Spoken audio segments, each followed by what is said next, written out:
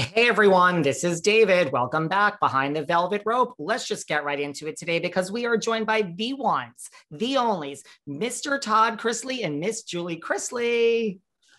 Hello, how are you? How are you guys doing today? What's up? We're doing great. We're doing great. We're great. Well, welcome. Where are you guys in the world? I know you've moved so much, I can't keep up. Are you in Tennessee still? We're in Nashville. We're still in Nashville. Nashville is home for us.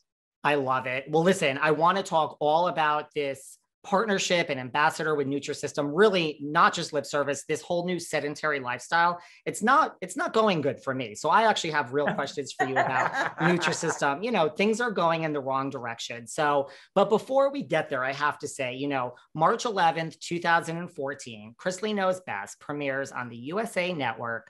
Could you guys ever have predicted this 8 years later? I don't think that any of us ever went into this with the expectation that we were going to be now going into 10 seasons. I think that it was titled, I remember seeing an email that I wasn't supposed to see.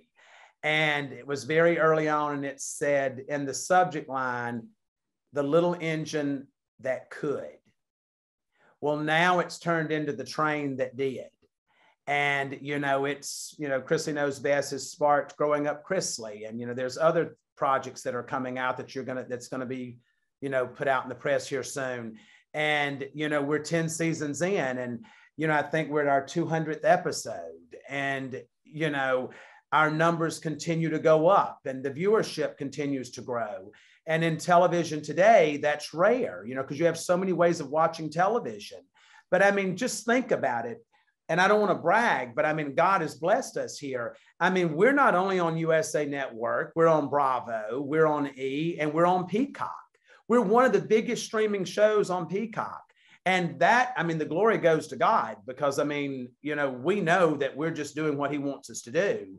And so to say, did we ever believe that we would be where we are today? No, I never also believed that I'd tell you that I was 53, but I'm going to tell you I'm 53. Well, we've all seen the show, Todd, so we know you like to brag. So it's okay. This is behind the velvet rope. You could brag all you want. But I mean, listen, we had the Kardashians. We had like John and Kate plus 8. We had Duck Dynasty. Like, whose idea was it to say, wait, maybe our family, maybe this is something? Like, was that your idea, Todd, Julie? Like, who came up with this? No, we were actually approached by someone who felt like that. I think their first way of trying to get us to do the show was, you guys are the Southern version of the Kardashians. All of you are so beautiful and you're so outspoken, and I mean, you're funny. And I said, yeah, but we're from the South. We don't put our dysfunction on the front porch for everybody to see. And then, I agreed reluctantly to do a sizzle reel. Didn't even know what that was at the time. And now I own a production company, Todd Chrisley Productions. So, we shot the sizzle reel. They then took it out to 10 different networks, and they received 10 offers. Wow. And so, I remember thinking, wow, why would somebody really want to watch us?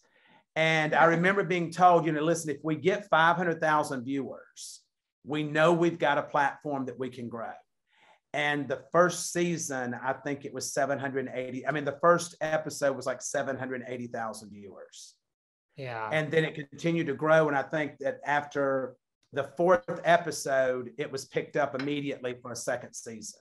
And now we laugh about it because we started out with 8 episodes, and then it went from 8 to 12. And now we do 26 episodes of Chrisley Knows Best a season, and we do 8 episodes of Growing Up Chrisley.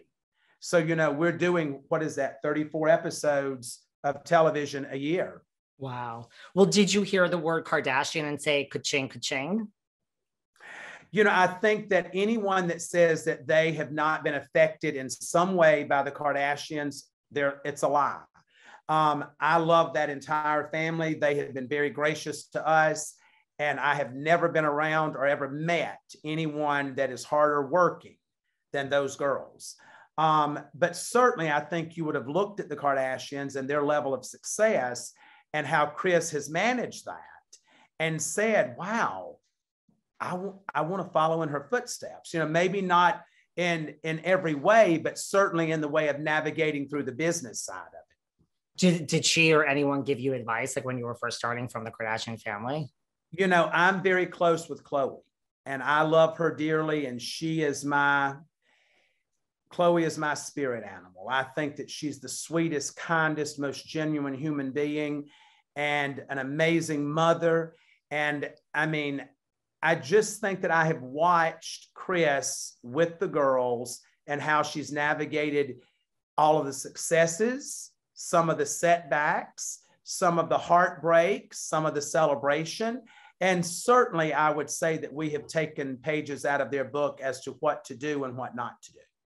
Do you guys have like a high and a low from the whole 10 seasons? You know, you've shared so much of your life with our family. Like, is there one thing that sticks out as the high that we've seen or one thing that sticks out as the low? You know, I don't know that we have had a lot of lows, you know, on the show. You tune into us to feel good. You tune into us to laugh. And so we don't want to make you sad. We don't want to make you watch our show and then walk away and feel worse than you did before you tuned in. So I think the disservice to us is that we are so conscientious about making people feel good about their lives that we keep a lot of our stuff inside and we deal with it privately. And so our level of escapism is with each other because, you know, we have learned very early on that to keep your circle very tight, because if you don't, someone will cash in on it. That's really good advice.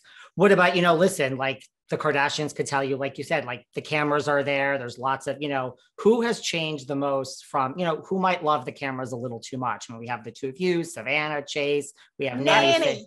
I think that it would shock you, you know, because I was going to let this be our last season, 4 seasons ago. Right. And every season I was like, okay, we've done it now. You know, we've now passed this milestone. You know, we're in very thin air. You know, we were compared to having the highest likability rating since I Love Lucy, which was huge for me. I've got a huge portrait of her in our formal living room, and I grew up with Lucy. So for me to be compared to that was like the epitome of a rival. But I think that after season 6 is when I said I'm ready to move on. And then everyone in the family, including my bride, said, I don't think we've said everything we need to say. I don't think we've done everything that we can do. And my mother's words were, are you out of your mind? I have a lot of friends because of this show. People like me more than they like you. That's why he wants to be off the show, Julie, because I'm the star. So and that's the truth. So, you know, my mother, what the show has done is, you know, my mother is 77 years old. She comes from a generation to where women were to be seen and not heard. My mother has a voice now and everyone wants to hear it. And it's been very empowering for her. And that is probably the greatest accomplishment. Well, you know, you talk about all these successful spinoffs. Might we see a Nanny Faye spinoff one day? You are going to be very, very excited at what you have coming. I love it. What about true or false? And you could weigh in on this too, Julie. Todd, Savannah is your favorite child. True. Do you really think so? Most days. I don't think that I have a favorite child. I think that I certainly don't love any one child. Do you believe that I love one child more than the other? That's not what that wasn't the question. Okay, so let me ask you this. Favorite child. Is your question, does Todd have a child that he likes more often than he does others? Sure. Would that be fair? Yes. Okay, then it would be Savannah. But the reason for that is because Savannah is my hardest working child. And I gravitate towards people that are hard workers, that don't require a lot of sleep, that knows that they have a list of things that they need to do when they need to get it done.